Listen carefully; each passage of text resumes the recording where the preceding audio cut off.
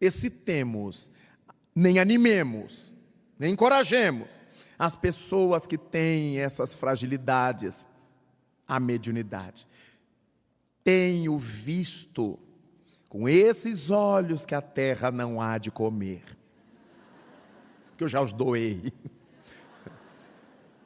Pessoas completamente desequilibradas mentais nas sessões mediúnicas de muitas casas espíritas. Porque não é todo doente mental que está em surto agressivo, mas ele é doente mental. E passa o tempo segurando a testa e afundando a mesa com o cotovelo, só que ele está num circuito eletromagnético que lhe bombardeia o psiquismo. E dali a pouco, ele começa a endoidar dentro da sessão. Não é que a sessão não preste, é que quem o colocou ali foi invigilante. Ah, mas estava recebendo espírito em casa, no supermercado, no ônibus. Então não podia ir para a reunião de desenvolvimento mediúnico. O médium só deve ser levado à sessão de desenvolvimento mediúnico quando já consiga se controlar. Ele não vai aprender a se controlar na sessão. Porque se eu levo o desequilibrado para desenvolver o desequilíbrio, ele vai tendo cada vez o desequilíbrio mais desenvolvido. Qualquer cirurgião que precise fazer uma cirurgia num paciente, não pega na hora que chega no consultório, vamos operar, deite aí. Manda fazer os exames para ver como é que a criatura está. Há pacientes que precisam emagrecer um pouco. Há outros que precisam engordar um pouco. Há pacientes que estão com carência de ferro no organismo, outros estão com ferro demasiado no organismo, outros faltam cálcio. Então os médicos vão balizando a condição orgânica do paciente para que o possam operar com êxito. Por que é que no Espiritismo nós somos tão apressados, tão levianos, tão desatentos com a mente alheia? Isso é ignorância.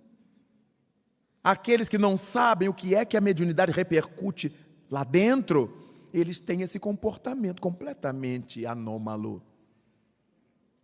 Ah, mas fulano está chorando muito, é mediunidade. Não, pode ser um desequilíbrio emocional. Beltrano está vendo vulto. Não, médium vidente não vê vulto. Médium vidente vê espírito. Se está vendo vulto, é um problema do olho, de oftálmico. Vai examinar o fundo do olho, a retina. Médium vidente não vê vulto, vê espíritos. Então é óbvio que nós precisaremos ter maior decência ao colocarmos alguém num trabalho mediúnico. O Espiritismo não existe para encher os centros de médiuns, mas para insuflar em todos nós a criatura de bem que precisamos ser, dentro do centro ou fora do centro. Com a quantidade de sessões mediúnicas que os centros espíritas têm, as nossas cidades deveriam ser o reino dos céus. E não são. Alguma coisa está errada. O que é que essas criaturas estão fazendo nas sessões mediúnicas, só Deus sabe. Muito animismo, muita mistificação, mas muita coisa. E nessa linha da doença mental, eu conheci uma reunião mediúnica numa instituição que acabou nas mãos da polícia, porque uma senhora surtou, era esquizofrênica, parou de tomar os remédios e surtou.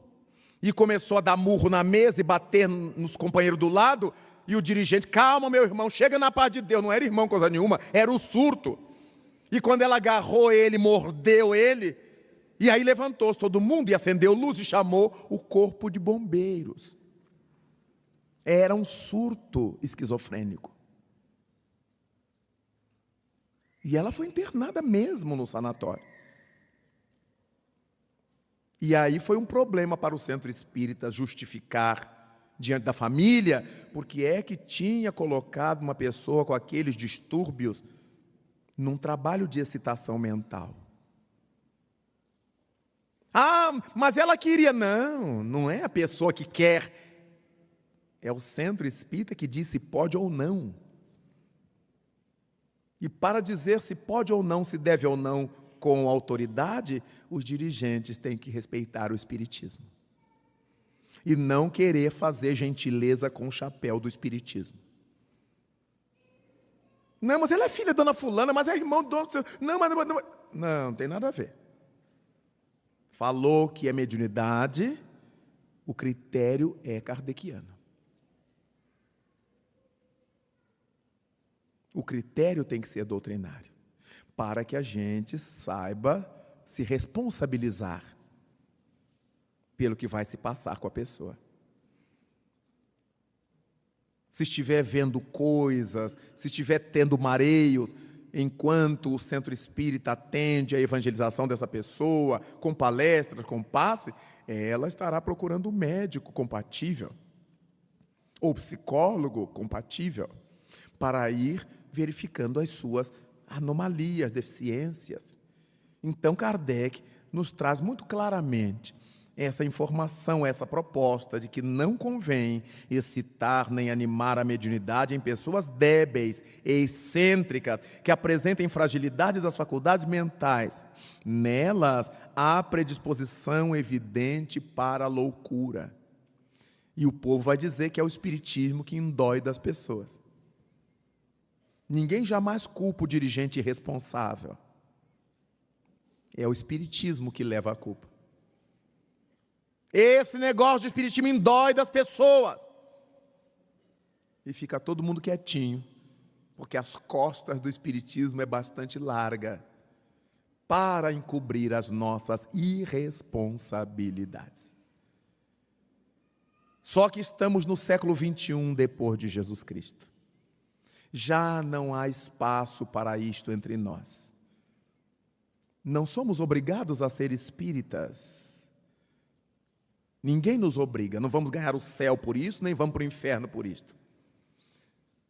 Se eu não tenho a maturidade para assumir o espiritismo como ele deve ser assumido, eu posso escolher uma igreja qualquer, onde a minha salvação é garantida com um poupudo cheque. Mas no espiritismo é trabalho. É renovação pessoal. É reestruturação do ser, que não deveremos deixar de lado. Mas Kardec, nesse capítulo, também tratará da mediunidade em crianças. Ele não deixou escapar isto. Desenvolvimento mediúnico em crianças, nós temos o Livro dos Médiuns a nos esclarecer. É muito perigoso. E retiramos da fala dos espíritos que o organismo frágil e delicado da criança sofreria grandes abalos. Se temos uma criança em fase de desenvolvimento corporal, neurológico, orgânico em geral,